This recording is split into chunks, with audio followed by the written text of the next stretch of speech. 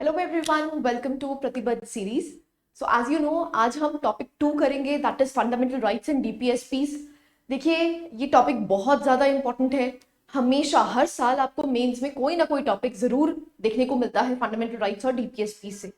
So previous year questions भी करने की कोशिश करेंगे, और जो लास्ट आपको 1.5 से 2 साल में करंट अफेयर्स देखने को मिलते हैं फंडामेंटल राइट्स और डीपीएसपीस के रिगार्डिंग, उसको भी हम डिटेल में डिस्कस करेंगे। Right, so let's start the session.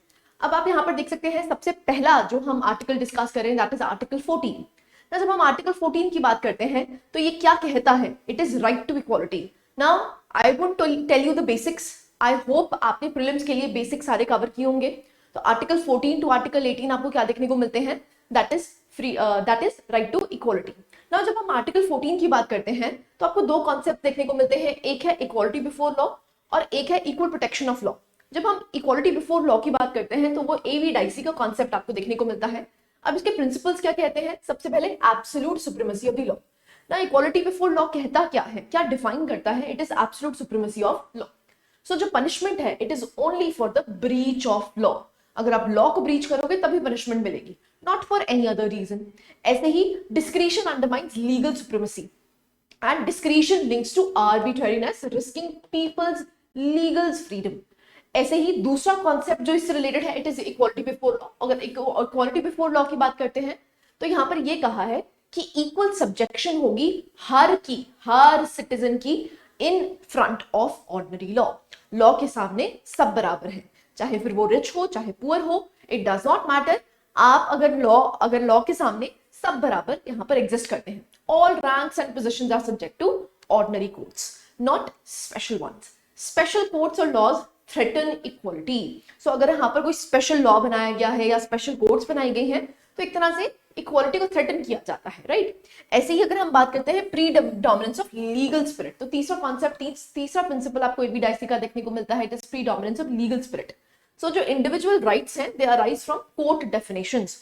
Court define करेगा कि इंडिविजुअल राइट्स क्या हैं, कॉन्स्टिट्यूशंस डिफाइन करेंगे कि आपके राइट्स क्या एग्जिस्ट करते हैं। Courts enforce rule of law, this is very important. ये एनफोर्समेंट कौन करता है? रूल ऑफ लॉ एस्टैब्लिश तो कर दिया, लेकिन इसको एनफोर्स कौन करता है? It is the courts. Courts जो हैं वो ही एनफोर्स कर पाते हैं इक्वालिटी बिफोर लॉ। क्लैरिटी है? सो एवी डाइस से कि आपको तीनों प्रिंसिपल्स पता होने चाहिए, absolute supremacy of the law, equality before law and predominance of legal spirit.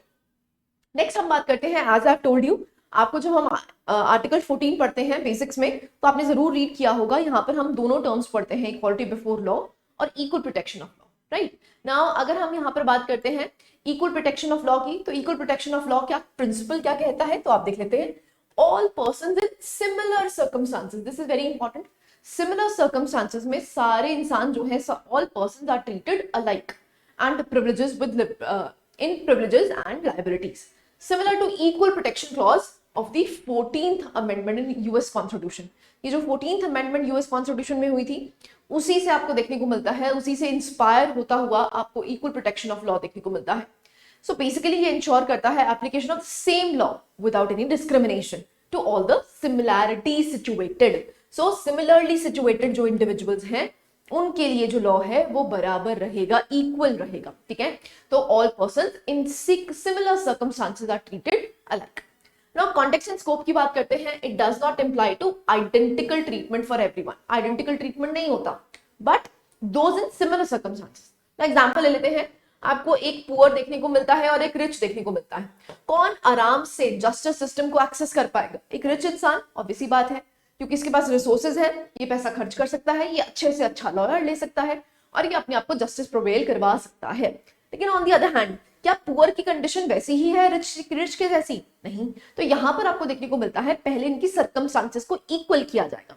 तो अगर पुअर के पास पैसा नहीं है तो उसको फ्री लीगल एड प्रोवाइड करके क्या किया जाएगा? इक्वेट किया जाएगा रिच के साथ, और उसके बाद जो लॉ इंप्लीमेंट होगा वो दोनों के लिए बराबर होगा।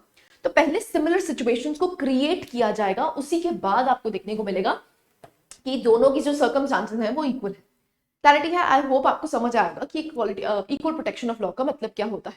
राइट, सो इसके प्रिंसिपल्स जरूर याद रखिए, ये इंपॉर्टेंट हो जाते हैं। नेक्स्ट हम बात करते हैं, that is comparative analysis of affirmative action.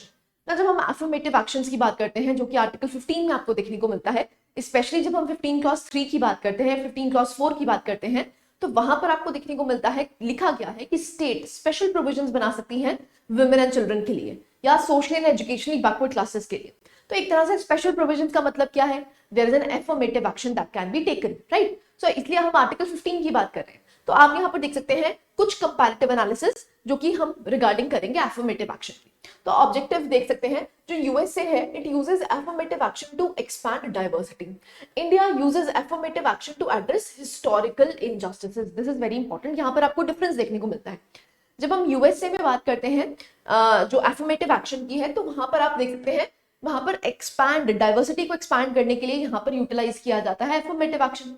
लेकिन इंडिया की अगर बात करते हैं तो जो हिस्टोरिकल इनजस्टिसेस हुए थे, जैसे जो आउटकास्ट कम्युनिटी है, अनटचेबल्स है, या फिर हम बात करते हैं जो OBC section, SC ST section देखने को मिलता है, तो वो जो है वो आउटकास्ट पीपल आपको देखने को मिलते हैं जिसको हिस्टोरिकल इनजस्टिसेस हुए हैं। तो हिस्टोरिकल इनजस्टिसेस को ठीक करने के लिए यहाँ पर स्टेट क्या देता है, उनके लिए कुछ स्पेशल प्रोविजंस बनाता है, उनके लिए कुछ एफर्मेटिव एक्शंस लेता है, राइट। सो कॉन्स्टिट्यूशनल बेसिस की अगर बात करते हैं तो यूएसए और इंडिया में आपको क्या फर्क देखने को मिलता है। USA affirmative action is not in the constitution, shaped by executive orders. तो हमारे कॉन्स्टिट्यूशन में अगर हम यूएसए की बात करते हैं, वहां के कॉन्स्टिट्यूशन में एफर्मेटिव एक्शन की बात नहीं की गई है। लेकिन जब हम इंडिया की बात करते हैं तो जो एफर्मेटिव एक्शन है वो एक्सप्लिसिटली मेंशन्ड है कॉन्स्टिट्यूशन में ही, जैसे आपको आर्टिकल 15 और आर्टिकल 16 दोनों में ही क्लॉजेस देखने को मिलते हैं। नेक्स्ट, अगर हम जुडिशियल इंटरप्रिटेशंस में डिफरेंस की बात करते हैं तो यूएसए में आप देख सकते हैं 2023 supreme court ruling against affirmative action at Harvard and UNC citing violation of equal protection clause. तो वहां पर 2023 में ये बोला गया था, ये जो स्टेट एफर्मेटिव एक्शन ले रही है ये नहीं होना चाहिए, इसको रोका जाए। ऑन द अदर हैंड अगर हम इंडिया की बात करते हैं तो लैंडमार्क केसेस आपको देखने को मिले हैं, Indira Sawhney case versus union of India, जो कि प्रमोट करता है रिजर्वेशंस को। तो एक तरह से आप देख सकते हैं डिस्टिंक्ट जुडिशियल इंटरप्रिटेशंस में भी यहाँ पर काफी ज्यादा डिफरेंस देखने को मिलता है यूएसए और इंडिया में। ऐसे पब्लिक ओपिनियन की अगर बात करते हैं तो यूएसए में पोलराइज्ड पब्लिक ओपिनियन है, recent rulings reflect conservative perspective. लेकिन इंडिया में आपको देखने को मिलता है बहुत सारे ऐसे केसेस हैं जहां पर लोग प्रोटेस्ट करते हैं, जिससे कि ये कहा जाता है कि स्टेट एफर्मेटिव एक्शंस ले, ठीक है।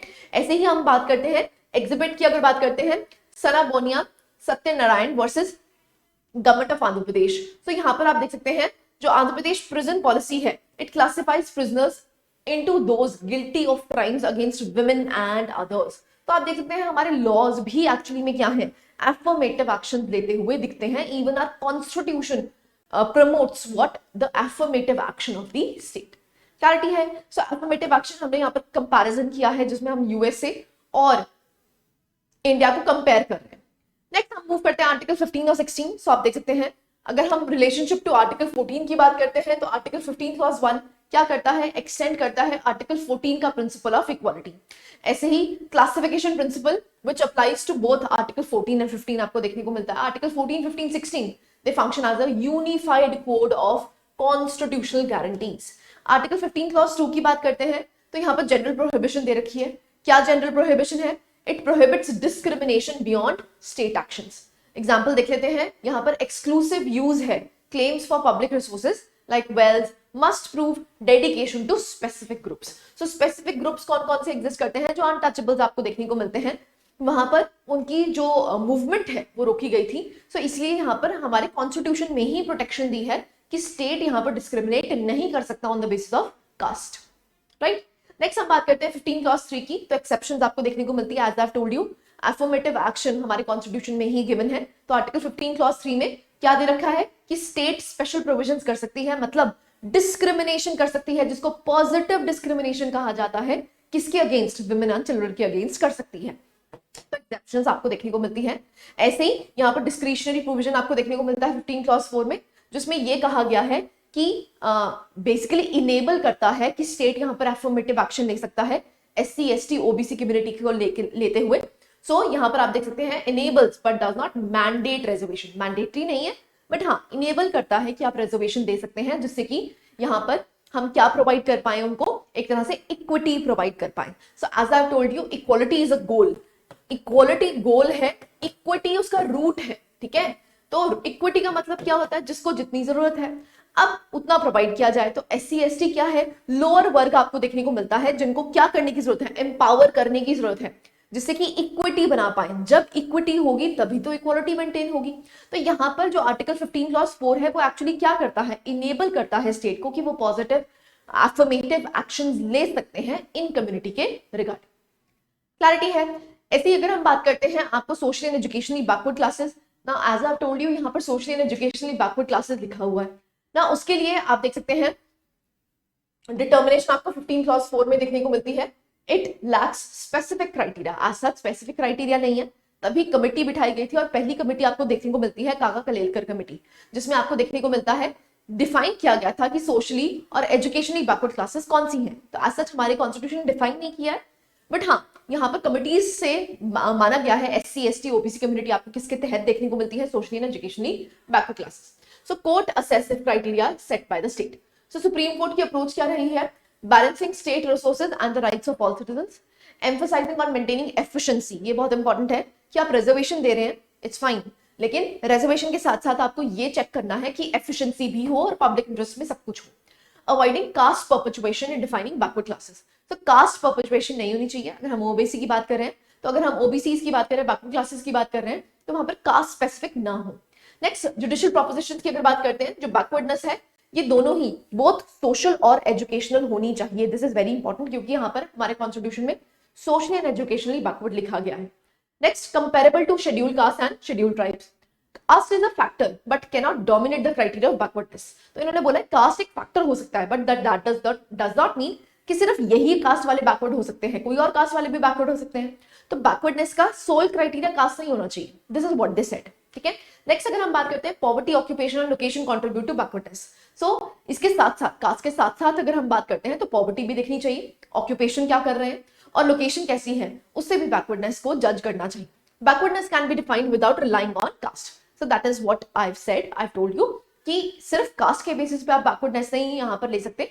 तो these are the judicial procedures of pronouncements कि बेसिकली यहाँ पर जुडिशरी क्या फोकस करती है कि बैकवर्डनेस अगर हम सोशली और एजुकेशनल की बात कर रहे हैं तो सिर्फ एक सिमिलर कास्ट के जो लोग हैं वो बैकवर्ड ना हो, लेकिन बैकवर्डनेस से क्या मतलब है कि कास्ट के साथ साथ आप क्या देखिए, पॉवर्टी, एजुकेशनल स्किल सेट क्या है, लोकेशन क्या है उनकी, उसको भी मद्देनजर रखते हुए उनको socially and educationally backward class का टैग देना चाहिए। लैंडमार्क केस आपको NALSA versus union of India देखने को मिलता है।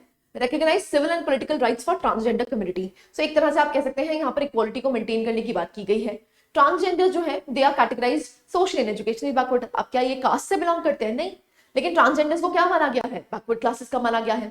क्यों? क्योंकि इनकी जो सोशियो इकोनॉमिक कंडीशन है ये आपको देखने को मिलती है, ये लोअर वर्ग में आपको देखने को मिलते हैं। दैट इज वाई ये एक एग्जाम्पल बन जाता है कि सिर्फ कास्ट से ही बैकवर्ड नहीं हो आप होगे।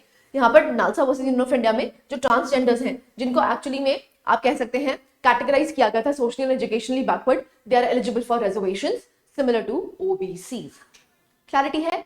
ओके, नेक्स्ट पे हम मूव करते हैं which is the analysis of reservation in India. Now as you know reservation as a topic becomes important, तो हम यहाँ पर देख लेते हैं बेनिफिट्स। सो बेनिफिट्स की अगर बात करते हैं, सबसे पहले क्या करता है, ये एड्रेस करता है हिस्टोरिकल इनजस्टिसेस। सो जो कास्ट यहाँ पर हमेशा से आउटकास्ट रही है, जो वर्ण यहाँ पर आउटकास्ट वर्ण रहा है, तो वहां पर हिस्टोरिकल इनजस्टिसेस हुई हैं जिनकी वजह से उनकी सोशियो इकोनॉमिक डेवलपमेंट नहीं हो पाई है। तो यहाँ पर जो एफर्मेटिव एक्शंस लिए गए हैं, तो क्या प्रोवाइड करने की बात की गई है? इक्विटी प्रोवाइड करने की बात की गई। तो जो हिस्टोरिकल इनजस्टिस है उसको बैलेंस आउट करने की बात की गई है। Flexibility in Indian affirmative action. अब बेनिफिट्स जो है they extend beyond caste to include any socially, जो जैसे women, transgender, ex servicemen को यहाँ पर कुछ benefits दिए जाते हैं। तो आप यहाँ पर देख सकते हैं कि सिर्फ कास्ट से लिंक हमने बैकवर्डनेस को नहीं किया, बैकवर्डनेस के साथ साथ और भी चीजें इंक्लूड होती हैं।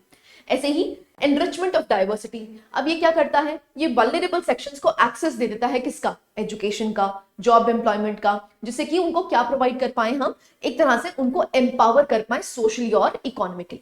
ठीक है, नेक्स्ट हम बात करते हैं लेवल प्लेइंग फील्ड। जो रिजर्वेशन है वो बेसिकली क्या बना देता है, जो बैकवर्ड क्लासेस है उनके लिए एक लेवल प्लेइंग फील्ड ओपन कर देता है, जिसकी वजह से वो इतने सारे रिसोर्सेज को क्या कर सकते हैं, आसानी से एक्सेस कर सकते हैं। तो हिस्टोरिकल इनजस्टिस थे, इट वाज इंपॉर्टेंट।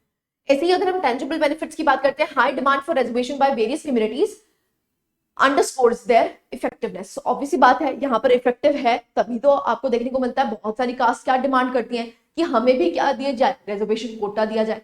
तो यहाँ पर आप देख सकते हैं जो जाट डिमांड है, तो वहां जाट जो जाट लोग हैं वो बेसिकली क्या डिमांड करते थे, रिजर्वेशन, ओबीसी का स्टेटस। डिमांड कर रहे थे, जिससे कि उनको भी क्या मिल सके, रिजर्वेशन मिल सके। तो एक तरह से आप देख सकते हैं कि इतने लोग अगर डिमांड करें तो ऑब्वियसली बात है इसके टैंजिबल बेनिफिट्स होंगे ही होंगे। ठीक है, नेक्स्ट हम बात करते हैं इश्यूज। ना हमने बेनिफिट्स के बारे में बात कर ली, इश्यूज के बारे में बात कर लेते हैं। तो सबसे पहले देखते हैं declining avenues for affirmative action. अब डिक्लाइनिंग एवेन्यूज की अगर बात करते हैं तो फ्यूअर पब्लिक सेक्टर जॉब्स, भाई जॉब्स ही बहुत कम हो गई है, तो कल को आप रिजर्वेशन दे भी रहे हो तो फायदा क्या है उसका। दूसरा, threats of lateral entry. Recently आपको काफी ज्यादा न्यूज में देखने को मिला था, जो लेटरल एंट्री करवाई जा रही थी उसकी वजह से जो रिजर्वेशन है वो आपको देखने को मिला एक तरह से साइडलाइन हो गई। ऐसे ही specialised design designation exclude reserved categories, changing reservation units, ठीक है, from university to department level. हर तरफ आपको ये जो एफर्मेटिव एक्शंस है वो डिफरेंट डिफरेंट देखने को मिलते हैं। ऐसे ही limited horizontal impact. Rohini commission report है वो ये कह रही है कि जो some caste they receive disproportionate benefits, कुछ कास्ट बहुत ज्यादा बेनिफिट ले जाती है और कुछ कास्ट ले ही नहीं पाती है। तो हॉरिजॉन्टली की अगर बात करते हैं तो लिमिटेड हॉरिजॉन्टल इंपैक्ट आपको देखने को मिलता है। दूसरा, ओवरलुक्ड इंटरसेक्शनल इनइक्वालिटीज।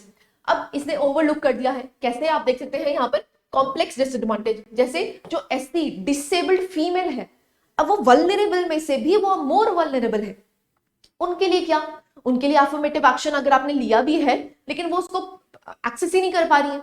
क्यों? क्योंकि एससी कम्युनिटी में से भी जो मोस्ट वल्नरेबल सेक्शन आ जाता है वो कौन है, फीमेल्स का, और फीमेल्स में भी और भी ज्यादा वल्नरेबल कौन है, इट इज डिसेबल्ड। ठीक है, तो बेसिकली इंटरसेक्शनैलिटी जो इनइक्वालिटीज है उसको एड्रेस नहीं किया कर पाए। Next, competitive mobilization, so race to backwardness. अब बेसिकली यहाँ पर जो डोमिनेंट कास्ट्स हैं वो भी डिमांड कर रही हैं कि हमें क्या दी जाए, रिजर्वेशन दी जाए। तो एक तरह से क्या हो गई, होड़ लग गई है कि हर एक कम्युनिटी को क्या चाहिए, रिजर्वेशन चाहिए, क्योंकि इजी एक्सेस मिल जाता है आपको। तो एक तरह से कॉम्पिटिटिव मोबिलाइजेशन हो गई। Next, political manipulation. Political manipulation आप देख सकते हैं जो गवर्नमेंट्स हैं वो रिजर्वेशन को एक तरह से वोट बैंक पॉलिटिक्स की तरह यूटिलाइज करती हैं। Debate on meritocracy. अब रिजर्वेशन देते हो तो मेरिट जो है वो एक तरह से डैमेज होती है, तो एक तरह से आप देख सकते हैं डिबेट ऑन मेरिटोक्रेसी आपको देखने को मिलती है। इंप्लीमेंटेशनल चैलेंजेस आपको देखने को मिलते हैं। अब मिसयूज किया जाता है किसके द्वारा, misuse of non creamy layer and EWS certificates. अब मिसयूज किया जाता है ईडब्ल्यूएस सर्टिफिकेट्स का। सो एक तरह से आप इंप्लीमेंटेशन चैलेंज देखने को, बहुत सारे ऐसे लोग हैं जो ईडब्ल्यूएस कैटेगरी में बिलोंग नहीं भी करते हैं लेकिन उनके पास क्या है, ईडब्ल्यूएस का सर्टिफिकेट है, तो यहां पर आपको मिसयूज भी होता हुआ दिखता है। ऐसे ही reservation as a right versus concession.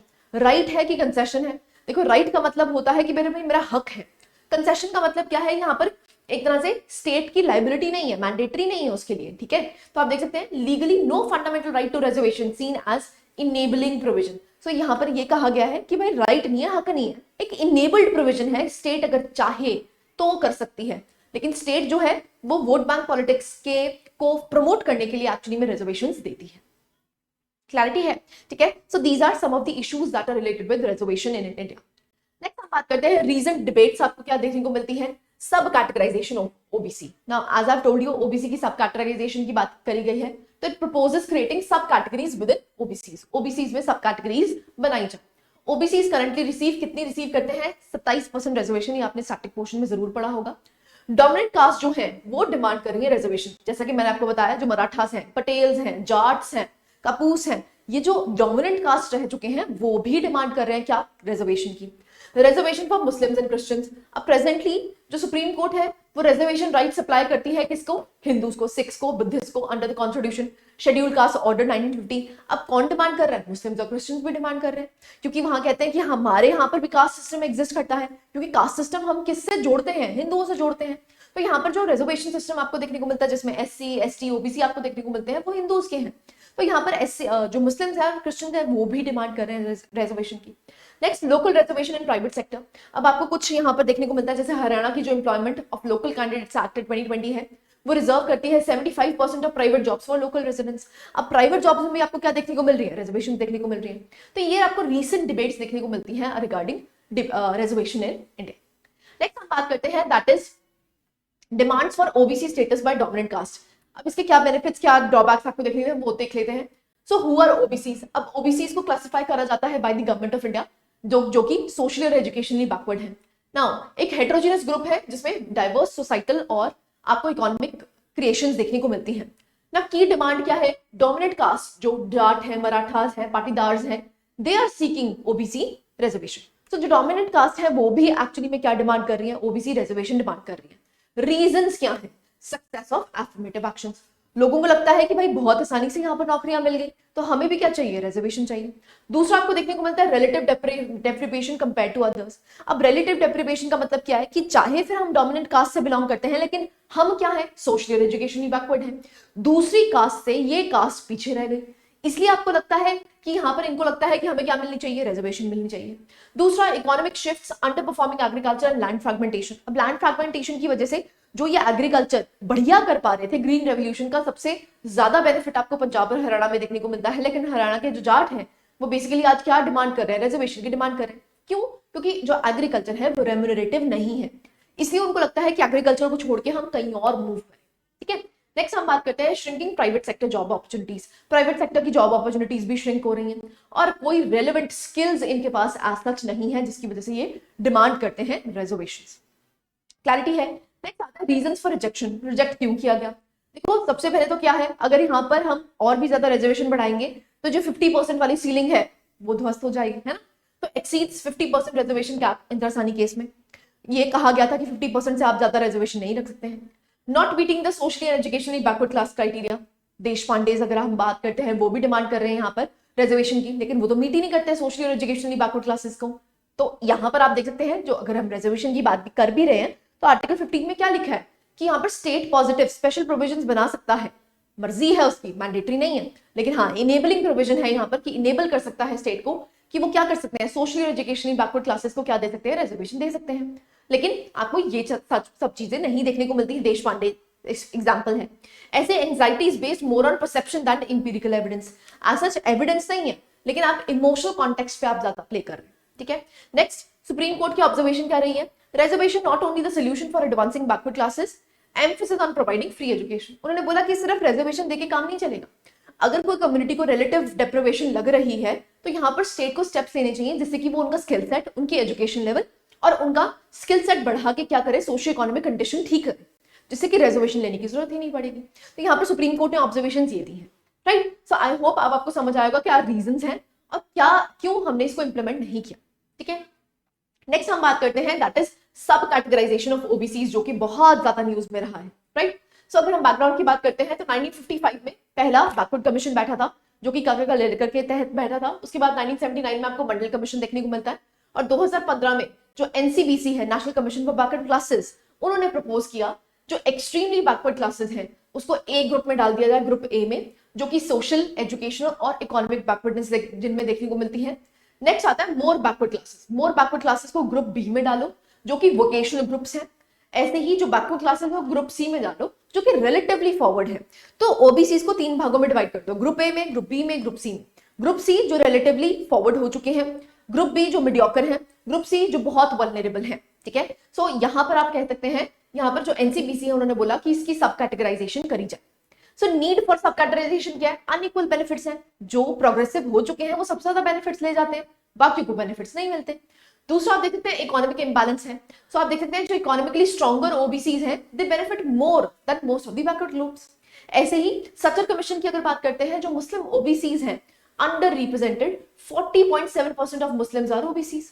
तो 40% मुस्लिम्स जो है वो क्या है, ओबीसीज है। तो बेसिकली उन्होंने ये बोला है कि मुस्लिम्स में भी यहाँ पर क्या दी जाए, रिजर्वेशन दी जाए। नेक्स्ट इंप्लीमेंटेशन चैलेंजेस क्या है, सबसे पहले क्या है, डेटा चाहिए। अब प्रॉब्लम क्या है कि जो आउटडेटेड डेटा है हमारे पास, क्योंकि सोशियो इकोनॉमिक कास्ट सेंसस 2011 में हुआ था, उसके बाद 1931 का जो सेंसस है lacks information on new OBC additions. तो जो डेटा हमारे पास अभी अवेलेबल है वो as such up to date नहीं है, अपडेटेड नहीं है। Next data availability issues. Next अगर हम बात करते हैं कॉम्प्लेक्सिटी एंड वेरिएबिलिटी देखने को मिलती है। सो अगर हम बात करते हैं 2014 में OBC caste in 2514 OBC caste in India, और सब कैटेगराइजेशन की क्या है, बहुत ज्यादा मुश्किल है करना कि कैसे कैटेगराइज करोगे, क्या क्राइटेरिया रखोगे and so and so fourth. ऐसे ही पॉलिटिकल सेंसिटिविटी है। अब अगर रीडिस्ट्रीब्यूशन होगा तो ओबीसी के नाम पे क्या हो जाएगी, पोलराइजेशन। कास्ट पोलराइजेशन के बेसिस पे आप वोट बैंक पॉलिटिक्स खेलेंगे, तो एक तरह से क्या हो सकता है, पॉलिटिसाइजेशन ऑफ कास्ट। ठीक है, that is an issue. Issue इशू क्रिएट कर सकता है और हमारी सोसाइटी को और भी ज्यादा डिवाइड कर सकता है। राइट, क्लैरिटी है। पहले ही हमारी सोसाइटी कास्ट में बटी हुई है, अगर आप कास्ट में और सब कास्ट क्रिएट कर दोगे तो हमारी सोसाइटी और भी ज्यादा बढ़ जाएगी। ठीक है, तो इसलिए ये भी आपको प्रॉब्लम देखने को मिलती है। राइट, नेक्स्ट हम बात करते हैं reservation in locals for private jobs तो आप देख सकते हैं कर्नाटका का बिल आया था, तो मैंडेट करता है 50% for locals in management roles, mandate 75% reservation for locals in non managerial roles. Public sentiment की अगर बात करते हैं तो nearly 2/3 support prioritizing locals for jobs. तो बेसिकली यहाँ पर बहुत सारे लोगों ने ये बोला था कि हाँ यहाँ पर लोकल्स को प्राइवेट जॉब्स में रिजर्वेशन होनी चाहिए। स्टेट डिमांड्स की अगर बात करते हैं, ग्रोइंग डिमांड्स आपको देखने को मिल रही है आंध्र प्रदेश में, मध्य प्रदेश में, कर्नाटका में, गुजरात में, महाराष्ट्र में। अब कंसर्न्स क्या हैं कॉन्स्टिट्यूशनलिटी के, क्योंकि आप रीजन से स्पेसिफाई नहीं होते हैं, आप किससे स्पेसिफाई होते हैं, नेशनैलिटी से, ठीक है। तो आप पहले सिटीजन ऑफ इंडिया हैं, उसके बाद आप कोई रीजन को बिलोंग करते हैं, तो एक तरह से क्या है, it is concern about constitutionality. So Andhra Pradesh का similar law, it is under judicial review. State examples की अगर बात करते हैं तो हरियाणा, आंध्र प्रदेश और झारखंड आपको देखने को मिलते हैं जहां पर लोकल्स के लिए रिजर्वेशन रखी गई है, ठीक है। तो आप कह सकते हैं इसके पॉजिटिव नेगेटिव्स दोनों देखने को मिलते हैं। तो आर्ग्यूमेंट्स फॉर एंड अगेंस्ट देख लेते हैं। फॉर की अगर बात करते हैं तो perception of insufficient central devolution. अब यहाँ पर क्या क्या क्या कहा है कि सेंट्रल डेवल्यूशन नहीं कर रही है, जिसकी वजह से यहाँ पर जो लोकल्स हैं वो सफर करते हैं, और यहाँ पर जो लोकल गवर्नमेंट्स हैं, जो रीजनल गवर्नमेंट्स हैं, वो रीजनल गवर्नमेंट्स बेसिकली क्या कर रही हैं, अपने लोकल्स को जॉब्स प्रोवाइड कर रही हैं। एक्सटेंट ऑफ माइग्रेशन, अब 65 मिलियन इंटरस्टेट माइग्रेंट्स हो चुके हैं, अब जिसकी वजह से आपको क्या देखने को मिलता है, with 33% being workers, increased competition, fuel demands for reservation. अब उसकी वजह से क्या होता है, रिजर्वेशन की डिमांड फुल हो जाती है, इसलिए क्या किया जाता है कि लोकल्स को क्या दे दो, रिजर्वेशन दे दो, ठीक है। दूसरा आपको देखने को मिलता है अग्रेरियन डिस्ट्रेस। अब भाई एग्रीकल्चर रेम्यूनरेटिव नहीं रहा है, जिसकी वजह से लोगों को एग्रीकल्चर छोड़ के किसी और सेक्टर में मूव करना पड़ रहा है, तो इसलिए भी डिमांड उठ रही है। डिस्प्लेसमेंट ऑफ लैंड ओनर्स, जो डिस्प्लेसमेंट है लैंड ओनर्स की वो हो रही है। राइजिंग अनएम्प्लॉयमेंट आपको देखने को मिल रही है, and under representation in workforce. तो रिपोर्ट्स आपको देखने को मिलती हैं, show discrimination against Dalits and Muslims in corporate sector.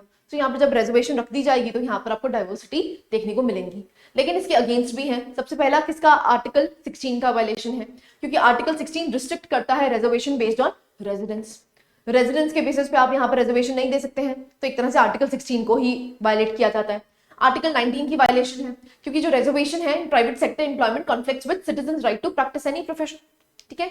ऐसी रिजर्वेशन कैप आपको देखने को मिलती है। अगर हम इंदिरा साहनी केस की बात करते हैं तो रिजर्वेशन की कैप 50% लगा रखी है, तो it should also apply to the private sectors also, है ना। ऐसा थोड़ी है कि आप 75% जॉब्स किसको दे दोगे, लोकलाइट्स को दे दोगे। तो यहाँ पर जो केस लॉ है वो भी एक तरह से वायलेशन करता है। दूसरा, threat to national unity, that is what I told you, कि यहाँ पर जो नेशनल यूनिटी है वो डिस्टर्ब हो जाएगी। क्यों, क्योंकि नेशनल यूनिटी क्या, सबसे पहले आप क्या है, सिटीजन ऑफ इंडिया है rather than regional specific citizen, ठीक है। ऐसे इकोनॉमिक इंपैक्ट आप देख सकते हैं, एक तरह से प्राइवेट इन्वेस्टमेंट डिटर होगी, क्योंकि उनको लगेगा कि भाई अब तो रिजर्वेशन कर दिया, अब तो हमें ये लोग एम्प्लॉय करने ही पड़ेंगे, चाहे उनके पास वो मेरिट है उनके पास नहीं है, लेकिन फिर भी उनको रखना पड़ेगा, जबरदस्ती रखना पड़ेगा।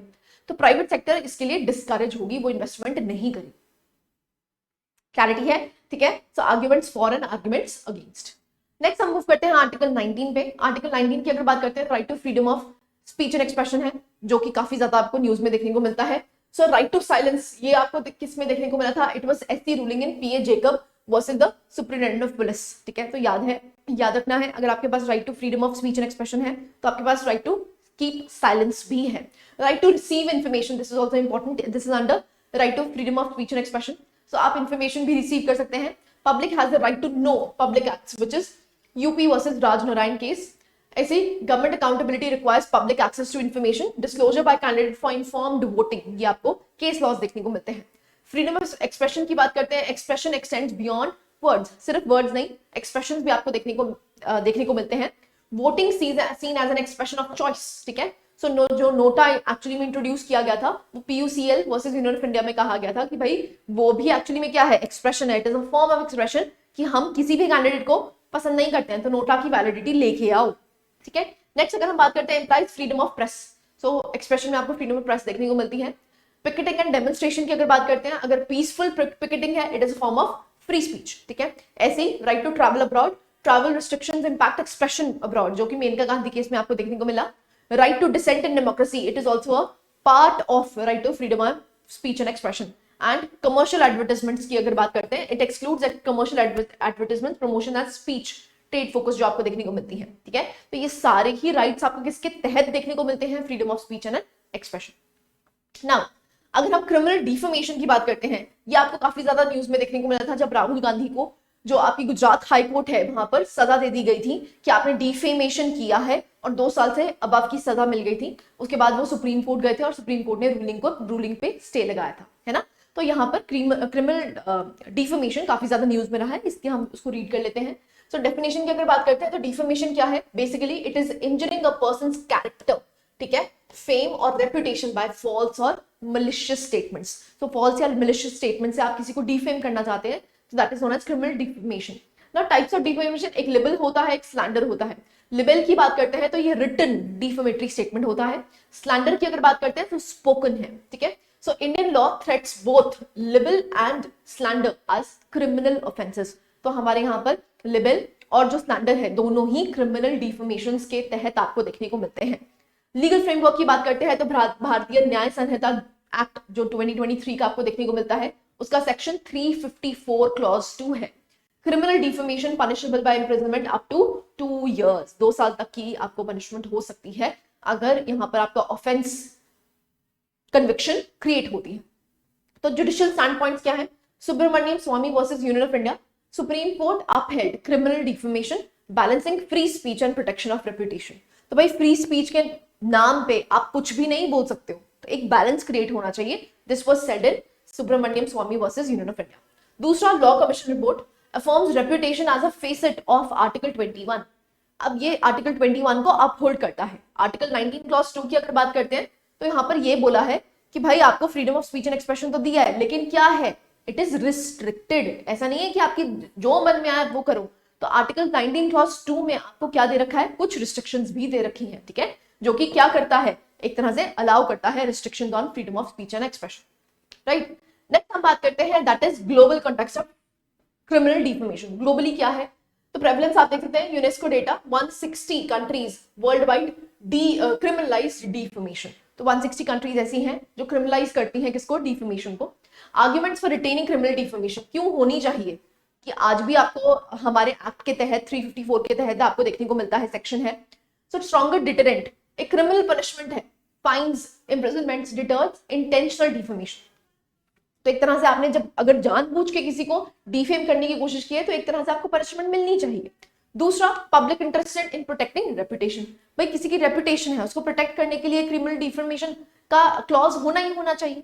ऐसे ही आप देख सकते हैं प्रोटेक्शन ऑफ वल्नरेबल ग्रुप्स। अब जो वल्नरेबल ग्रुप्स हैं वो क्योंकि उनको कोई भी कुछ भी बोल के जा सकता है, उनके लिए एक तरह से प्रोटेक्शन शील्ड क्रिएट करता है ये डिफेमेशन एक्ट। ऐसे ही आर्ग्यूमेंट्स अगेंस्ट क्यों नहीं होना चाहिए क्रिमिनल डिफेमेशन, सबसे पहले क्या वायलेट करता है, freedom of speech and expression को। तो आप देख सकते हैं क्रिमिनल डिफेमेशन में restrict freedom of speech and expression. दूसरा, risk of silencing dissent. So आप देख सकते हैं could be weaponised by powerful entities to intimidate journalist, critics, dissensers and so and so forth. So positives भी हैं, कुछ negatives भी हैं। क्यों क्रिमिनल डिफेमेशन होनी चाहिए और क्यों क्रिमिनल डिफेमेशन नहीं होनी चाहिए, इस पे आपसे क्वेश्चन पूछा जा सकता है। नेक्स्ट हम मूव करते हैं hate speech. Again hate speech भी काफी ज्यादा आपको न्यूज में देखने को मिलती है, तो उसके बारे में जान लेते हैं। रीसेंट डेवलपमेंट की अगर बात करते हैं तो supreme court to prosecute hate speech impartially regardless of faith. So अगर आपने हेट स्पीच करी है, कोई भी फेथ से आप बिलोंग करते हो, अगर आपने हेट स्पीच ली है तो यहाँ पर जो कोर्ट्स हैं वो स्ट्रिंजेंट एक्शंस लेंगी। अंडरस्टैंडिंग हेट स्पीच की अगर बात करते हैं तो Indian context no precise legal definition, आज सच कोई लीगल डेफिनेशन नहीं एग्जिस्ट करती है। लॉ कमीशन की 267th रिपोर्ट में लिखा गया है जो हेट स्पीच है वो एक तरह से एनकरेज करती है एनिमोसिटी बिटवीन ग्रुप्स, हेट्रेड की फीलिंग एक तरह से क्रिएट करती है हेट स्पीच।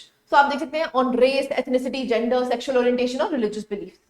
चैलेंजेस क्या है, क्रिएट्स डिस्पैरिटीज, एक तरह से डिस्पैरिटी क्रिएट करता है और सोशल आइसोलेशन क्रिएट करता है। नेगेटिवली इंपैक्ट्स मेंटल हेल्थ को इंपैक्ट करता है। पोटेंशियल टू इंसाइट वायलेंस, इससे क्या हो सकता है, वायलेंस भी हो सकता है, राइट्स हो सकते हैं, कम्युनलिज्म बढ़ सकता है। Balancing act, need for laws that address hate speech, कुछ लॉज ऐसे बनाने चाहिए जो एड्रेस करें किसको, हेट स्पीच को, क्योंकि एज सच हमारे पास कोई लीगल डेफिनेशन नहीं है, कोई लीगल लॉज में आपको हेट स्पीच नहीं देखने को मिलता। नेक्स्ट हम बात करते हैं दैट इज प्रपोज सॉल्यूशंस। अब सॉल्यूशंस क्या होने चाहिए, अब लॉ कमीशन का जो प्रपोजल है वो कहता है आईपीसी सेक्शन 153C और 505A to criminalise hate speech. Next अगर हम बात करते हैं recommendations from Bezbaruah committee and Vishwanathan committee, जिसमें ये कहा गया है कि बेसिकली यहाँ पर हेट स्पीच के लिए अलग से एक लॉ लेके आए। Enforce codes of conduct, code of conduct लगाओ on the digital platforms to, digital platform से भी कोड ऑफ कंडक्ट लगाना चाहिए जिससे कि हेट स्पीच ना फैले, जो कि आपको ट्विटर वगैरह पे बहुत आसानी से देखने को मिलता है। तो ये बेसिकली यहाँ पर ये कहा जा रहा है कि डिजिटल प्लेटफॉर्म पे भी एक तरह से कोड ऑफ कंडक्ट लगाया जाए। Encouraging inclusivity, promote empathy, diversity, strengthen legal frameworks to combat hate speech. So basically यहाँ पर क्या कर सकते हैं, अवेयरनेस फैला सकते हैं, लीगल प्रोविजंस बना सकते हैं, कोड ऑफ कंडक्ट दे सकते हैं, यहाँ पर एक तरह से कोहेसिवनेस की जो भावना है उसको अवेयर कर सकते हैं, सो एंड सो फोर्थ, जिससे कि ये हेट स्पीच कम हो पाए। क्लैरिटी है। नेक्स्ट हम बात करते हैं राइट टू प्रिवेसी। अगेन बहुत ज्यादा न्यूज में रहता है, हमेशा ही आपको न्यूज में देखने को मिलता है। जब हम राइट टू प्रिवेसी की बात करते हैं तो आप देख सकते हैं Constituent Assembly opted not to include the right to privacy in Constitution. MP Sharma और खड़क सिंह आपको देखने को मिलते हैं privacy not recognized as constitutional. So recent जो आपको पहले की जजमेंट देखने को मिलती है 1954 और 1961 की, जहां पर ये कहा था कि जो privacy है वो recognized constitutional नहीं है। ठीक है। मेन का Gandhi versus union of India में आपको 1978 में लैंडमार्क केस देखने को मिलता है, जिसमें राइट टू प्रिवेसी को एक्नॉलेज किया गया as an integral to personal liberty. क्योंकि जब हम आर्टिकल 21 की बात करते हैं तो वहां पर क्या दे रखा है, that is personal liberty, right. So personal liberty में क्या आता है, राइट टू प्रिवेसी भी आता है। तो मेनका गांधी पहला केस बन जाता है, लैंडमार्क केस बन जाता है, जहां पर राइट टू प्रिवेसी को अपहोल्ड किया गया था। नेक्स्ट हम बात करते हैं आईटी एक्ट 2003 का। नोटेबली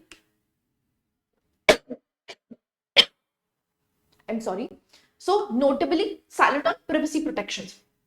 ऐसा बहुत ज्यादा आपको प्रोविजंस देखने को नहीं मिलती है। नेक्स्ट पुट्टस्वामी केस, जो कि लैंडमार्क केस है अगेन 2017 का, जहां पर प्रिवेसी को अपहेल्ड किया गया as a fundamental right under article 21। ठीक है। So right to privacy not absolute but can be restricted. ठीक है। सो एब्सोल्यूट नहीं है बट रिस्ट्रिक्ट कर सकते हैं। जैसे लीगैलिटी, एक लॉ एग्जिस्ट करना चाहिए, दूसरा नीड क्या है उसकी, और तीसरा अगर हम बात करते हैं प्रोपोर्शनैलिटी लॉ। ये आपने जरूर पढ़ा होगा, ये हम स्टार्टिंग पोर्शन में जरूर पढ़ते हैं। तीनों कंडीशंस जो 3 टेस्ट हैं वो 3 टेस्ट वायबल होने चाहिए अगर आप प्रिवेसी को हर्ट करना चाहते हैं, डैमेज करना चाहते हैं, which is legality, need, proportionality, right. Next आप देख सकते हैं लैंडमार्क केसेस में क्या है, Navtej Johar, Joseph Shine and India young lawyers association versus Sabarimala case जो आपको देखने को मिलता है। ठीक है जी। नेक्स्ट हम मूव करते हैं, that is legalising same sex marriages in India, comprehensive analysis. यहाँ पर एनालिसिस देख लेते हैं। तो पहला देख सकते हैं, अगर हम इंट्रोडक्शन की बात करते हैं तो मल्टी डायमेंशनल डिबेट हुई कि बेसिकली सेम सेक्स मैरिजेस को अलाउ करना चाहिए कि नहीं करना चाहिए। ना क्वेश्चन क्या पूछा जा सकता है कि arguments for and arguments against. ना आर्गुमेंट्स फॉर की अगर बात करते हैं तो कॉन्स्टिट्यूशनल राइट है, आर्टिकल 14, 19, 21 की बात करते हैं तो ये सारे राइट्स क्या प्रमोट करते हैं कि यहाँ पर जो सेम सेक्स मैरिजेस हैं, तो जो सेम सेक्स लोग हैं वो बेसिकली क्या है, उनके पास भी तो हक है, क्योंकि राइट टू इक्वालिटी की अगर बात करें तो वो भी तो इक्वालिटी अटेन करना चाहिए उनको भी। ऐसे ही ह्यूमन राइट्स क्या है, अब ग्लोबल ट्रेंड्स की अगर बात करते हैं तो बहुत सारी कंट्रीज ने को लीगलाइज कर दिया है। ऐसे ही अगर हम सोशल जस्टिस की बात करते हैं तो बेसिकली ये स्टिग्मा को रिड्यूस करता है। दूसरा, इकोनॉमिक और सोशल बेनिफिट्स मिलेंगे, जिससे कि जो लीगल प्रोटेक्शन है, जो सेम सेक्स मैरिजेस में पार्टनर्स हैं उनको एक तरह से लीगल वर्जन मिल जाएगा, जो कि एक अच्छी बात है, राइट। ऐसे आर्ग्यूमेंट्स अगेंस्ट की अगर बात करते हैं तो कल्चरल एंड रिलीजियस ऑपोजिशन। देखिए अभी हमारी सोसाइटी इतनी ज्यादा डेवलप नहीं हुई है, इतनी ज्यादा प्रोग्रेसिव नहीं हुई है कि वो इसको एक्सेप्ट कर ले। तो यहाँ पर आपको देखने को मिलते हैं कुछ कल्चरल एंड रिलीजियस ऑपोजिशंस। ऐसे ही लीगल एंड प्रैक्टिकल कंसर्न्स की अगर बात करते हैं, अब इम्पैक्ट ऑन लॉज होगा, मेजर अमेंडमेंट्स करनी पड़ेगी आपको बहुत सारे लॉज में, तो वो अमेंडमेंट्स करना मुश्किल है, इंप्लीमेंटेशन करना मुश्किल है। और रीसेंट डेवलपमेंट्स की अगर बात करते हैं तो आप देख सकते हैं PIL फाइल करी गई है, ग्रोइंग सपोर्ट आपको देखने को मिल रहा है, और जुडिशियल रोल भी जो है वो tilted towards same sex marriages है। लेकिन हाँ, यहाँ पर सेम सेक्स मैरिजेस पे जब यहाँ पर सुप्रीम कोर्ट ने गाइडलाइंस दी थी तो ये कहा था कि अगर सेम सेक्स मैरिजेस को अलाउ करना है तो ये काम हमारा नहीं है, बट किसका है, इट इज दी पार्लियामेंट्स। ठीक है, लेजिस्लेचर का काम है कि वो यहाँ पर सेम सेक्स मैरिजेस को अलाउ कर सकती है। तो अभी तक सेम सेक्स मैरिजेस अलाउड नहीं है, सुप्रीम कोर्ट ने गाइडलाइंस में यही कहा है कि यहाँ पर कमेटी बिठाइए और देखिए कैसे कैसे इसको इंप्लीमेंट किया जा सकता है, राइट। क्लैरिटी है। नेक्स्ट हम बात करते हैं, that is UCC। Again news में आपको हमेशा ही देखने को मिलता है, which is uniform civil code. ना यूनिफॉर्म सिविल कोड की बात करते हैं तो आप देख सकते हैं UCC gains attention with Uttarakhand. Uttarakhand ने यहाँ पर UCC को इंप्लीमेंट कर दिया है, तो इसलिए यह काफी ज्यादा न्यूज में रहा है। तो कॉन्स्टिट्यूशनल कंटेक्स्ट की अगर बात करते हो, आर्टिकल 44 जो कि आपको DPSP में देखने को मिलता है, और आर्टिकल 37 की अगर बात करते हैं तो आर्टिकल 37 में ये लिख रखा है कि जो DPSPs हैं वो नॉन एनफोर्सेबल है। तो दैट मीन्स UCC एक तरह से क्या बन जाता है, मैंडेटरी नहीं, ये एक तरह से स्टेट को गाइडलाइंस दी गई है कि आप UCC इंप्लीमेंट कीजिए, राइट। तो अगेन दोनों एस्पेक्ट्स आपको पता होने चाहिए, arguments for, arguments against. Arguments for की बात करते हैं तो सिंप्लीफिकेशन हो जाएगी, यस, हर किसी को इक्वल राइट्स मिलेंगे तो सिंप्लीफिकेशन हो जाएगी और जस्टिस प्रोवाइड करना आसान हो जाएगा। दूसरा, जनरल जस्टिस है। बहुत सारे ऐसे पर्सनल लॉज हैं जहां पर जो विमेन है वो डिसएडवांटेज ग्रुप में एग्जिस्ट करती है, तो तो वहां पर आपको देखने को मिलता है एक तरह से जेंडर जस्टिस प्रमोट होगा। दूसरा, सेक्युलर एक्टिविटीज आपको देखने को मिलती है ना, क्योंकि स्टेट को प्रमोट करना है सेक्युलरिज्म, तो सेक्युलर एक्टिविटीज के लिए यूसी जो है इसको इंप्लीमेंट करना इंपॉर्टेंट हो जाता है। एक तरह से नेशनल इंटीग्रेशन होगी। जो सिंगल लॉ है वो रिड्यूस कर देता है क्या, कम्युनलिज्म, और एक तरह से कोहेजन ज्यादा बढ़ा देता है। तो आर्ग्यूमेंट्स फॉर आपको देखने को मिलते हैं। आर्ग्यूमेंट्स अगेंस्ट देखते हैं, डाइवर्स लॉज एग्जिस्ट करते हैं। अब क्योंकि डाइवर्स लॉज है और यहाँ पर हमें रिलीजियस प्रोटेक्शन दे रखी है, आपको fundamental right article 25 to 28 religious freedoms देखने को मिलती हैं, अब वो डैमेज होंगी, है ना। तो यहाँ पर आप देख सकते हैं एक तरह से डाइवर्स लॉज एग्जिस्ट करते हैं। डाइवर्सिटी जो प्रिजर्वेशन है वो एक तरह से हमारे कॉन्स्टिट्यूशन कॉन्टेक्स्ट में आता है, जिसकी वजह से अगर हम यूसीसी को इंप्लीमेंट कर देते हैं तो एक तरह से होमोजेनाइज सोसाइटी की हम तरफ मूव करेंगे, जबकि हमारी सोसाइटी क्या है, एक हेट्रोजीनियस सोसाइटी एग्जिस्ट करती है। क्लैरिटी है, सिंपल सा क्वेश्चन पूछा जाएगा अगर यूसीसी क्वेश्चन आता है। नेक्स्ट हम मूव करते हैं, that is EPR, which is essential religious practices. ना जब हम एसेंशियल रिलीजियस प्रैक्टिसेस की बात करते हैं तो उसके बारे में जान लेते हैं। एज यू नो, अगर हम, it is rooted in B R Ambedkar constituent assembly speech, essential religious practices distinguishes religious from secular practices. ना की केसेस एंड डेवलपमेंट्स की अगर बात करते हैं तो शिरूर मठ केस आपको देखने को मिलता है, जो बेसिकली उन्होंने इंट्रोड्यूस किया था एसेंशियल प्रैक्टिस टेस्ट। ना इलाहाबाद हाईकोर्ट यहाँ पर बायगामी जो है not integral to Hinduism, bigamy नहीं होनी चाहिए। तांडव डांस की अगर बात करते हैं, नॉट एसेंशियल टू आनंद मार्ग फेथ। ऐसे ही हाजी अली दरगाह की बात करते हैं तो women's entry was upheld in this. Triple तलाक की बात करते हैं, नॉट एसेंशियल टू इस्लाम। तो यहाँ पर एसेंशियलिटी कैरेक्टर जो है वो एक्चुअली में कौन डिफाइन करता है, इट इज द कोर्ट। बहुत सारे केस लॉज हुए हैं जहां पर ये कहा है कि ये एसेंशियल प्रैक्टिस नहीं है, इसलिए हम इसको अलाउ नहीं कर सकते। प्लस जब हम रिलीजियस फ्रीडम्स की भी बात करते हैं तो it is subject to some restrictions, जैसे पब्लिक ऑर्डर, मोरालिटी, हेल्थ, उसके रिगार्डिंग ही आप यहाँ पर फ्रीडम ऑफ जो आपको रिलीजियस फ्रीडम दे रखी है वो रिलीजियस फ्रीडम भी रिस्ट्रिक्टेड है, ठीक है। ऐसे ही आप देख सकते हैं सुप्रीम कोर्ट की इंटरवेंशन, जैसे हादिया केस में आपको देखने को मिलता है freedom to choose religion and spouse. ऐसी वुमेन की एंट्री कहां पर, हाजी अली में, शनि शिग्नापुर में और सबरीवाला में आपको देखने को मिलती है। हिंदू मैरिज एक्ट है, it is upheld for intercaste marriages. Triple तलाक की अगर बात करते हैं, इसको डिक्लेयर किया गया वॉइड, है ना। तो एक तरह से जो जुडिशरी है वो बेसिकली क्या बताती है कि ये एसेंशियल प्रैक्टिस है और ये एसेंशियल प्रैक्टिस नहीं है। अगर ये एसेंशियल प्रैक्टिस नहीं है तो इसको वॉइड करार दिया जा सकता है। जैसे ट्रिपल तलाक की अगर बात करते हैं तो ट्रिपल तलाक उन्होंने बोला एसेंशियल प्रैक्टिस नहीं है, इसीलिए इसको क्या कर दिया गया, वॉइड डिक्लेयर कर दिया गया। क्लैरिटी है। नाउ अगर हम बात करते हैं बेनिफिट्स क्या हैं, सो बेनिफिट्स की अगर बात करते हैं तो it balances fundamental rights, example equality and freedom of religion in Sabarimala. दूसरा, promotes social justice, favours constitutional morality, constitutional morality को फेवर करता है। Reinforces rule of law over religious rule, religion का रूल नहीं होना चाहिए यहाँ पर, रूल ऑफ लॉ होना चाहिए। ये प्रोटेक्ट करता है एसेंशियल रिलीजियस प्रैक्टिसेस को। क्रिटिक्स की अगर बात करते हैं तो ये क्या करता है, रिलीजियस ऑटोनॉमी पे रिस्ट्रिक्ट करता है कि भाई हमारा रिलीजन है, हम जैसे मर्जी करें, लेकिन ऐसा नहीं होना चाहिए, रूल ऑफ लॉ यहाँ पर एप्लीकेबल होना चाहिए। तो दैट इज व्हाई हम कह सकते हैं एक तरह से यहाँ पर आपको क्रिटिक्स क्या देखने को मिलते हैं, it is restriction of religious autonomy. दूसरा, ये हिंडर करता है सोशल जस्टिस को, जैसे आप देख सकते हैं some laws of social justice ruled invalid. तो 1962 में जो बॉम्बे एक्स कम्युनिकेशन लॉ था उसमें आपको देखने को मिलता है। ऐसे ही डिसीजन मेकिंग जो अथॉरिटी है, इट लैक्स क्लियर पैरामीटर्स, क्योंकि ऐसा डिफाइन तो किया नहीं है कि एसेंशियल रिलीजियस प्रैक्टिस होती क्या है, किसको मानेंगे हम एसेंशियल रिलीजियस प्रैक्टिस। तो ऐसा कोई डेफिनेशन नहीं है, कोई लॉ नहीं है इसके रिगार्डिंग, जिसकी वजह से एम्बिग्यूटी मेंटेन होती है। अनसर्टन स्टैंडर्ड्स हैं, क्या प्रैक्टिसेस हैं, क्या फॉलो करना चाहिए, क्या बिहेवियर है, हर कम्युनिटी का अलग अलग है। तो यहाँ पर हर चीज में हम रिस्ट्रिक्शंस नहीं लगा सकते हैं, क्योंकि जब हमारे कॉन्स्टिट्यूशन ने रिलीजियस फ्रीडम दी है तो रिलीजियस फ्रीडम के साथ आपकी रिलीजियस ऑटोनॉमी भी आती है, right. So these are some positive and negative points of EPR. Next हम बात करते हैं डीपीएसपीज की। देखो ये सारी जो भी फंडामेंटल राइट्स हैं ये काफी ज्यादा न्यूज में रहे थे लास्ट 2 सालों में, उन जो भी हमारे फंडामेंटल राइट्स हैं that we have discussed in detail, right. And as you know, अभी हम जब प्रीवियस ईयर क्वेश्चंस भी डिस्कस करेंगे तो आपको देखने को मिलेगा कि प्रीवियस ईयर क्वेश्चंस में भी ज्यादातर क्वेश्चंस आपको आर्टिकल 19, 21, 14, सो यहाँ से आपको ज्यादा आर्टिकल्स देखने को मिले हैं। तो जो रिसेंट न्यूज में रहता है दैट बिकम्स रेलेवेंट, राइट। ना डीपीएसपीज की बात करते हैं तो डीपीएसपीज का फंडामेंटल एस्पेक्ट क्या है, एज आई टोल्ड यू। अगर हम डीपीएसपीज की बात करते हैं पार्ट 4 में आपको देखने को मिलते हैं आर्टिकल 36 टू 51, जो कि एक तरह से क्या किए जाते हैं, प्रिंसिपल्स हैं किसके लिए, स्टेट को गाइड करते हैं कि स्टेट को रूल कैसे करना है। फीचर्स की अगर बात करते हैं तो एक तरह से इंस्ट्रक्शंस हैं किसके लिए, लेजिस्लेचर एग्जीक्यूटिव के लिए। इस्टेब्लिश करता है एक वेलफेयर स्टेट, नॉन जस्टिसेबल है, as I told you article 37 में आपको देखने को मिलता है, और ये यूज करा जाता है इंटरप्रिटेटिंग लॉ।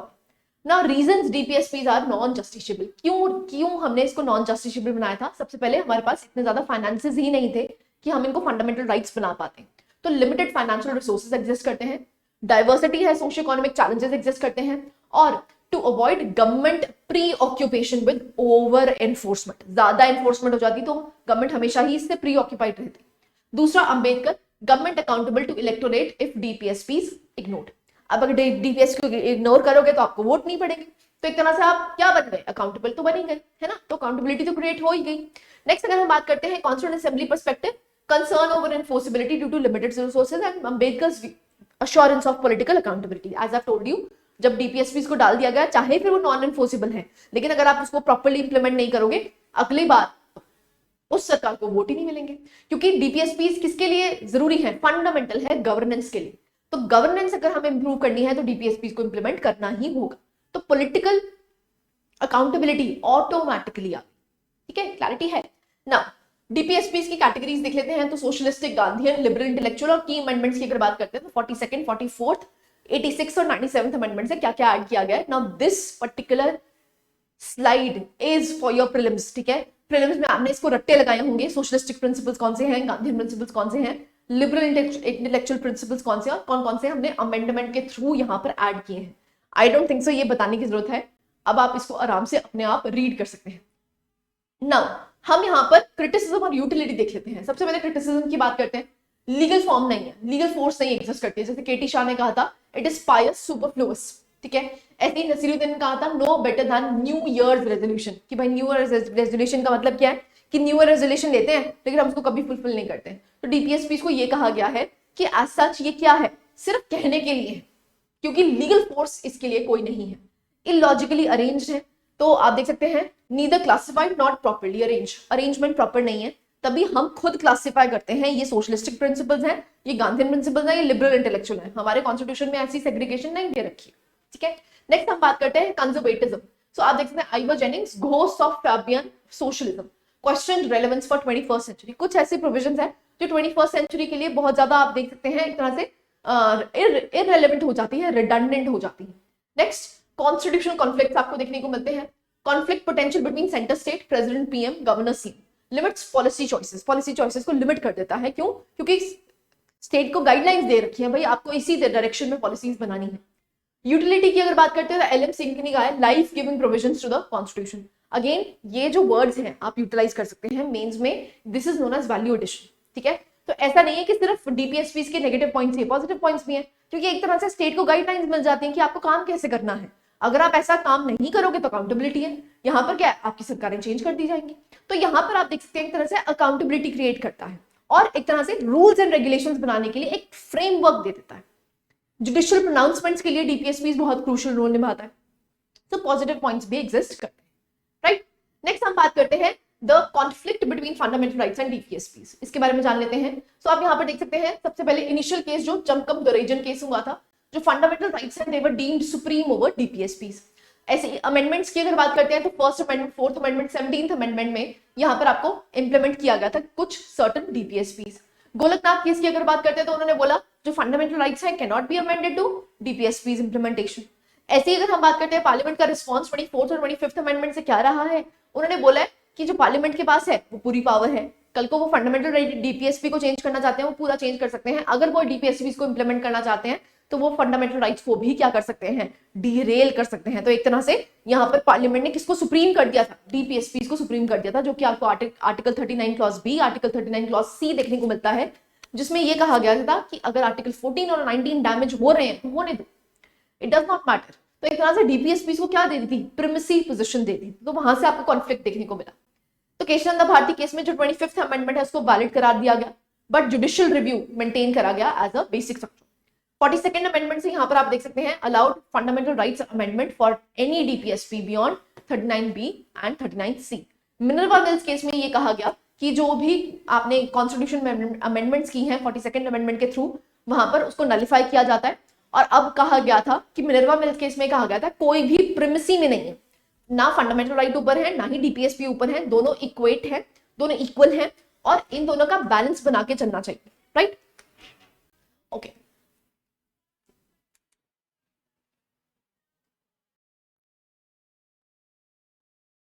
तो आगे चलते हैं आगे है topic that is relationship between fundamental rights and directive principles. तो अभी हम पढ़ के आए थे कॉन्फ्लिक्ट क्या एग्जिस्ट करता है फंडामेंटल राइट्स और डीपीएसपीज में। अब हम पढ़ रहे हैं इसमें रिलेशनशिप आपको क्या देखने को मिलता है। तो अब देख सकते हैं इनिशियल कॉन्ट्रडिक्शंस। तो कॉन्ट्रडिक्शन वन है, जो फंडामेंटल राइट्स हैं वो इन्फोर्सिबल हैं और जो डीपीएसपीज हैं वो नॉन इन्फोर्सिबल हैं। कॉन्ट्रडिक्शन टू सबसे ज्यादा आपको देखने को मिलती है, जो फंडामेंटल राइट्स हैं वो रूटेड इन लिबरलिज्म है और डीपीएसपी सोशलिज्म से इंस्पायर्ड है। जैसे कि आपको पता ही होगा, आपने स्टैटिक पोर्शन में भी पढ़ा होगा, जब हम फंडामेंटल राइट्स की बात करते हैं वो प्रमोट करते हैं पॉलिटिकल डेमोक्रेसी, और अगर हम डीपीएसपीज की बात करते हैं तो वो सोशियो इकोनॉमिक डेमोक्रेसी को प्रमोट करते हैं, राइट। सो नेक्स्ट अगर हम हार्मोनियस कंस्ट्रक्शन नीडेड की बात करते हैं तो बेसिकली ये हमारे सुप्रीम कोर्ट की जजमेंट्स में भी कई बार आपको देखने को मिला है जहां पर बात करी गई है हार्मोनियस कंस्ट्रक्शन की। तो बेसिकली ये कहा गया है कि फंडामेंटल राइट्स ना ही ऊपर है ना ही नीचे है, दोनों को साथ लेके चलना पड़ेगा, तभी हम एज अ होल डेमोक्रेसी को प्रोग्रेसिव बना पाएंगे।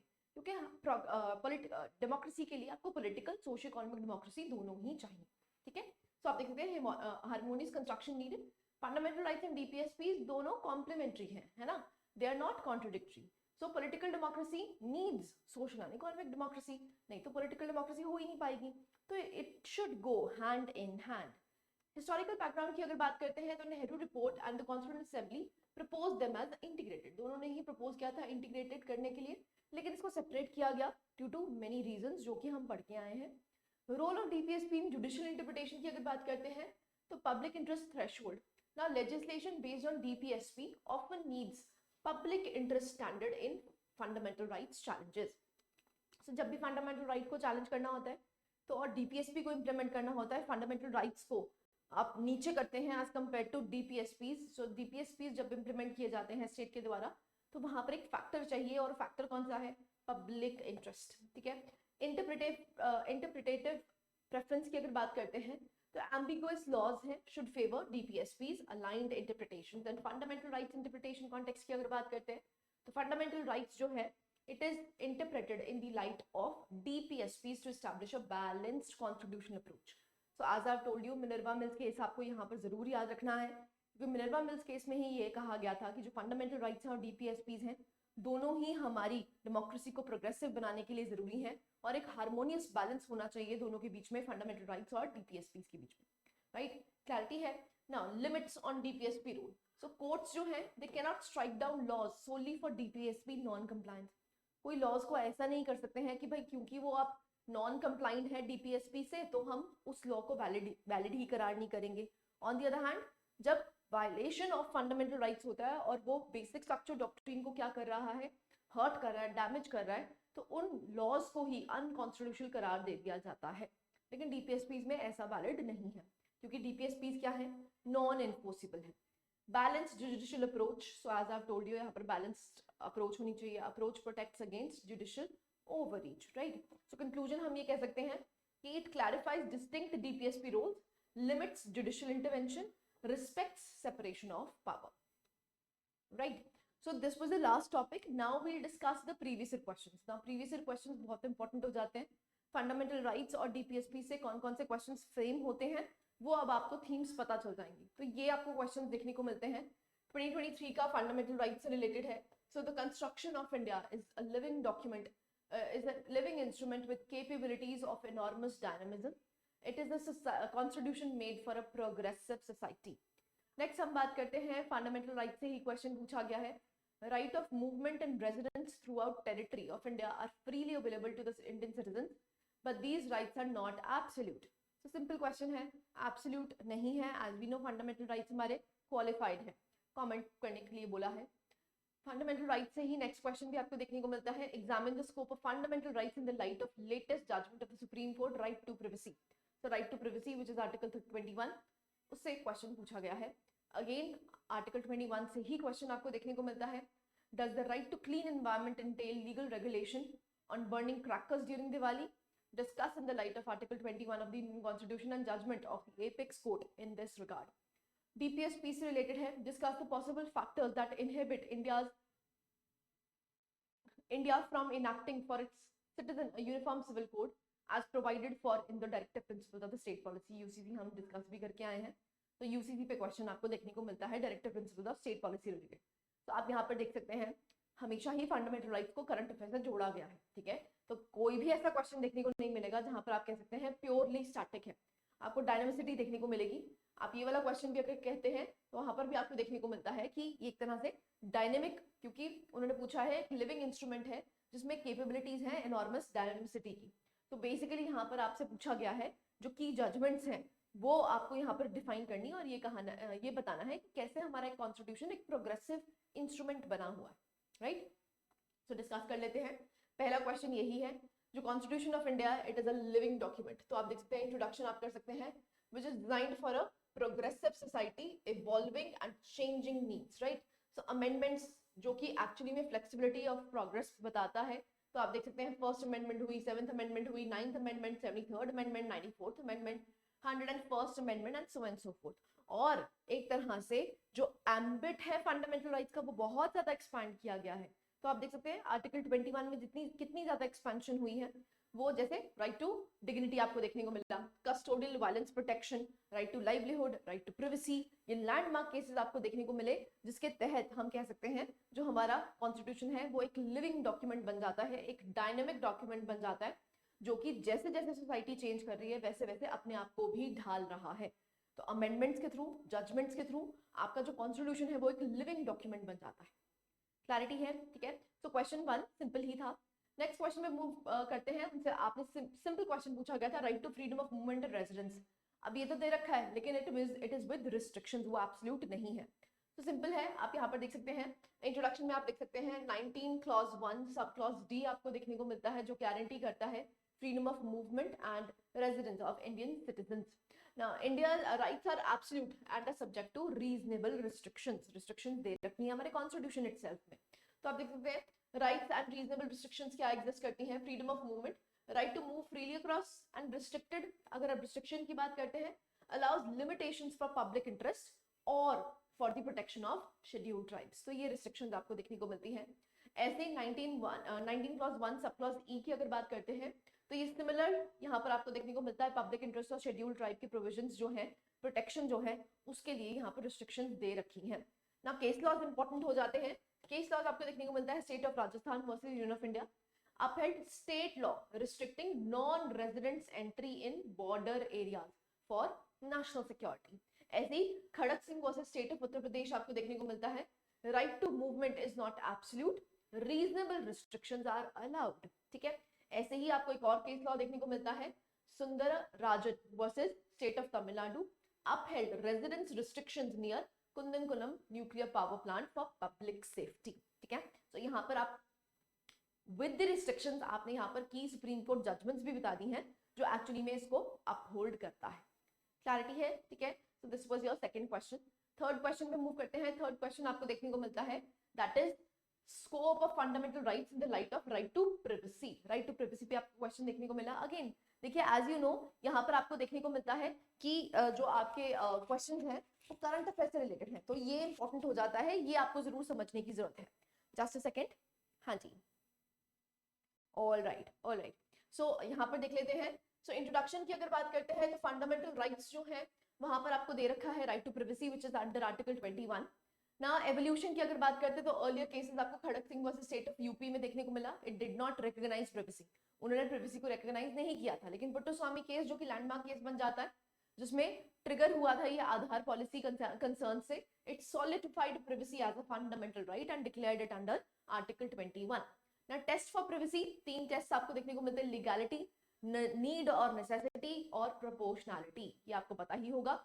इम्प्लीकेशंस की अगर बात करते हैं तो एलजीबीटीक्यू राइट्स आपको जो आपको देखने को मिल रहा है, डिजिटल प्रिवेसी जो आज आपको देखने को मिल रही है, ये इसकी वजह से ही हुई है। चैलेंजेस की अगर बात करते हैं तो डेटा प्रिवेसी, अब जो डेटा प्रिवेसी है वो डिजिटल जो है are the digital era poses privacy risks, surveillance, data security, scrutiny etcetera. Personal data protection bill भी लाया गया है।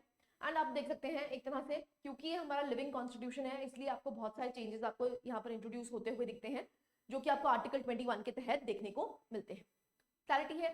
नेक्स्ट क्वेश्चन पे मूव करते हैं। नेक्स्ट क्वेश्चन आपको देखने को मिलता है, which is right to clean environment and Diwali fire crackers से रिलेटेड है। अगेन ये आर्टिकल 21 से रिलेटेड है। यहाँ पर जजमेंट्स बहुत इंपॉर्टेंट हो जाती है। सबसे पहली जजमेंट जो है MC Mehta versus union of India, जो कि 2001 का आपको जजमेंट देखने को मिलता है। जिसमें ये कहा गया है it emphasise clean environment rights, ठीक है। So directed the control of fire crackers. ऐसे ही Arjun Gopal versus union of India आपको देखने को मिलता है, टेम्पररी बैन किया गया फायर क्रैकर्स पे sites in Delhi and NCR region, क्योंकि वहां पर काफी ज्यादा पोल्यूशन होता है। नेक्स्ट अगर हम बात करते हैं balancing rights and cultural practices, ना प्रॉब्लम कहां पर आपको देखने को मिलती है, एक तरफ आपको राइट्स दे रखे हैं आर्टिकल 21 के तहत आपको राइट टू क्लीन एनवायरनमेंट देखने को मिलता है, लेकिन on the other hand cultural rights का क्या? तो अगर फायर क्रैकर्स को बर्न नहीं किया जाता है, हमारा कल्चर है, यहाँ पर दिवाली पे क्या आप सेलिब्रेट करते हैं, आप फायर क्रैकर्स से सेलिब्रेट करते हैं। तो एक तरह से एक तरफ कल्चर है जो कि कल्चरल राइट्स में दे रखा है, और दूसरी तरफ आपको क्या देखने को मिलता है, it is the right under article 21। तो दोनों ही फंडामेंटल राइट्स आपको देखने को मिलते हैं। तो court attempts to balance clean environment with Diwali traditions, regulation protect health quality while respecting cultural significance, ठीक है। तो एक कोर्ट की बैलेंस अप्रोच आपको देखने को मिलती है। जैसे अगर हम चंडीगढ़ की बात करते हैं, तो अब चंडीगढ़ में स्पेसिफिक एरियाज में ही आपको फायर क्रैकर्स मिलते हैं। ऐसा नहीं है कि फायर क्रैकर्स बैन कर दिया है, लेकिन फायर क्रैकर्स आपको लिमिटेड जगह ही मिलेंगे, जिससे कि आप कह सकते हैं फायर क्रैकर्स लीजिए बट उतनी क्वांटिटी में मत लीजिए जिससे कि पोल्यूशन हो जाए। क्लैरिटी है? ओके, नेक्स्ट हम मूव करते हैं दैट इज यूसीसी पे। ना यूसीसी की अगर बात करते हैं तो यूसीसी की डेफिनेशन आपको आर्टिकल 44 में देखने को मिलती है, जिसमें ये कहा गया है, स्टेट को ओन किया गया है कि बेसिकली यहाँ पर क्या करना है, यूसीसी को इंप्लीमेंट करना है। ना इनहिबिटिंग फैक्टर्स कौन कौन से हैं ये मैं आपको पहले भी बता चुके हैं, हम इसको डिस्कस कर चुके हैं। सबसे पहला रिलीजियस डाइवर्सिटी और पर्सनल लॉज आपको देखने को मिलते हैं। दूसरा पॉलिटिकल कंसिडरेशंस। ना रिलीजियस और कम्युनिटी इश्यूज जो है they are used for electoral gains, है ना, इसीलिए इसको इंप्लीमेंट करना मुश्किल हो जाएगा। नेक्स्ट कॉन्स्टिट्यूशनल प्रोविजंस की अगर बात करते हैं, आर्टिकल 25 गारंटी करता है किसको, रिलीजियस फ्रीडम्स को। सो बेसिकली यहाँ पर इन कॉन्ट्रडिक्शन विद फंडामेंटल राइट्स आ जाएगा।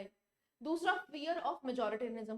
तो बेसिकली यहाँ पर जो यूसीसी बनाया जाएगा वो किसको मद्देनजर रखते हुए बनाया जाएगा, मेजोरिटी को, इसलिए फियर ऑफ मेजोरिटेरिज्म आपको देखने को मिलता है। लैक ऑफ कंसेंसस, बहुत सारे ऐसे आपको लॉज, पर्सनल लॉज देखने को मिलेंगे जो एक्चुअली में रेडी नहीं है यूसीसी के लिए। नेक्स्ट जुडिशियल अप्रोच की अगर बात करते हैं तो उन्होंने बोला है ग्रेजुअल रिफॉर्म्स होने चाहिए। तो यहाँ पर ये कहा गया है कि UCC is the need of the hour, बार बार रीआइट्रेट किया गया है, लेकिन उन्होंने बोला ग्रेजुअल रिफॉर्म्स होने चाहिए। ऐसा नहीं है कि आज आप यूसीसी को इंप्लीमेंट करके सारे जितने पर्सनल लॉज है उसको खत्म कर दीजिए। तो यहाँ पर एक ग्रेजुअल रिफॉर्मेशन होनी चाहिए। सोशियो कल्चरल फैक्टर्स की अगर बात करते हैं तो डीप रूटेड सोसाइटल नॉर्म्स और कल्चरल प्रैक्टिसेस आपको देखने को मिलते हैं। And then you can include कि भाई यूसीसी जो है वो एक कॉम्प्लेक्स इशू है, जिसको क्या चाहिए, एक बैलेंस्ड अप्रोच चाहिए, जिसमें हम डाइवर्सिटी को रिस्पेक्ट करते हुए इंश्योर करें equality, justice and gender parity. Clarity है? ठीक है। So these were the questions that we have discuss. देखो यही प्रीवियस क्वेश्चंस आपसे पूछे गए हैं, ज्यादातर आपसे फंडामेंटल राइट से या तो स्टैटिक पोर्शंस पूछे गए हैं, स्टैटिक के साथ मर्ज करते हुए करंट अफेयर्स पूछे हैं। तो इसलिए करंट अफेयर्स का रोल बहुत ज्यादा इंपॉर्टेंट हो जाता है। That is why you need to do fundamental rights with current affairs, right. So जितने भी हमने टॉपिक्स पढ़े हैं, now what you can do, जैसे ही आपका सेशन कंप्लीट होगा आप इसकी पीडीएफ प्रॉपर फॉर्मेट में, देखो ये तो माइंड मैप फॉर्मेट में कर रखा है हमने, आपको प्रॉपर फॉर्मेट में, रीडेबल फॉर्मेट में आपको पूरी की पूरी यहाँ पर थ्योरी देखने को मिलेगी। सो आप पीडीएफ को डाउनलोड करते ही पीवाईक्यूज भी जो है आपको इंट्रोडक्शन बॉडी कंक्लूजन में दे रखे होंगे, राइट। सो वो आप वहां से डाउनलोड कर सकते हैं। सो this was it from my side. I hope you like the lecture. Thank you very much.